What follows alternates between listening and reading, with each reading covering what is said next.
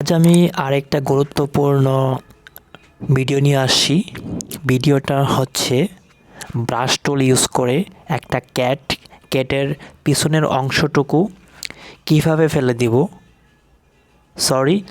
ক্যাটের যে তাকে যে শিকল দিয়ে যে বেঁধে রাখছে তার শিকলটা আমি কিভাবে রিমুভ করব ওর গলা থেকে।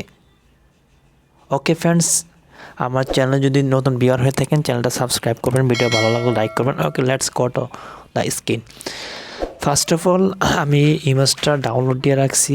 ইমেজ ওপেন থেকে এই যে বিড়ালটাকে নিয়ে নিয়েছি অলরেডি। ওকে, এটাকে লক আছে, আনলক করে দিচ্ছি। আরেকটা লেয়ার নিচ্ছি, এই লেয়ারের নাম দিচ্ছি ব্রাশ। ওকে, আর এই লেয়ার এটা হচ্ছে ক্যাট।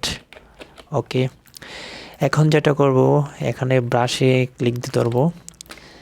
দেন এই যে এটি একটা শিকল, তাকে যে বেঁধে রাখছে তাকে মুক্ত করার জন্য আমি এই শিকলটাকে এখান থেকে সরে ফেলে দেব বা রিমুভ করে দেব এই শিকলটাকে।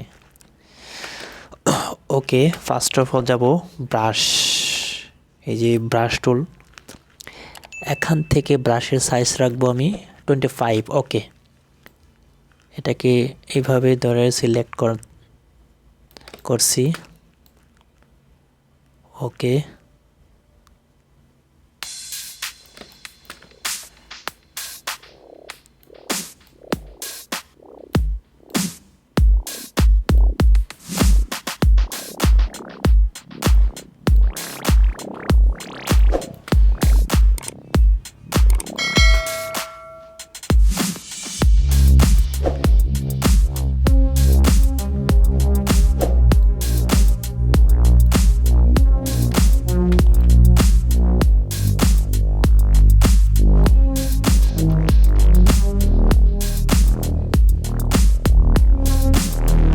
ওকে ফ্রেন্ডস, আমার সিলেক্ট করা হয়েছে, কমপ্লিট হয়ে গেছে।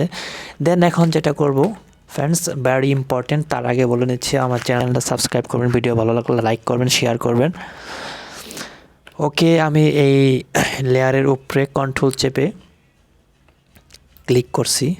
দেন এটাকে এই চেকমার্কটাকে হাইড করে দিচ্ছি। দেন ওকে, এই ক্যাটের উপরে ক্লিক দিয়ে এখন যাব এডিট থেকে ফিল। ওকে, এখানে কালার অ্যাডাপশন অন থাকবে, নর্মাল থাকবে, 100% থাকবে, অপাসিটি। ওকে, ক্লিক। ওকে, এখন যেটা করবে এটাকে করার জন্য এখান থেকে সিলেক্ট থেকে ডিসিলেক্ট।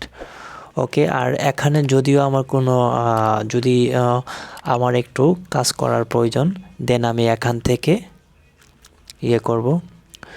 এখন আমি এখান থেকে প্যাচ টুল ইউজ করব।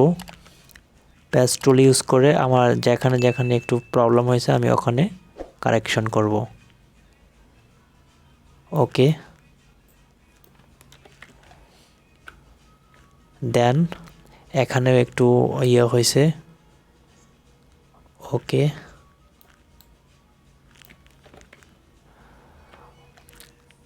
আফটার দ্যাট এটা তো গেল প্যাচ টুল। দেন স্পলিং ব্রাশ টুল দিয়ে একটু কাজ করব। সরি,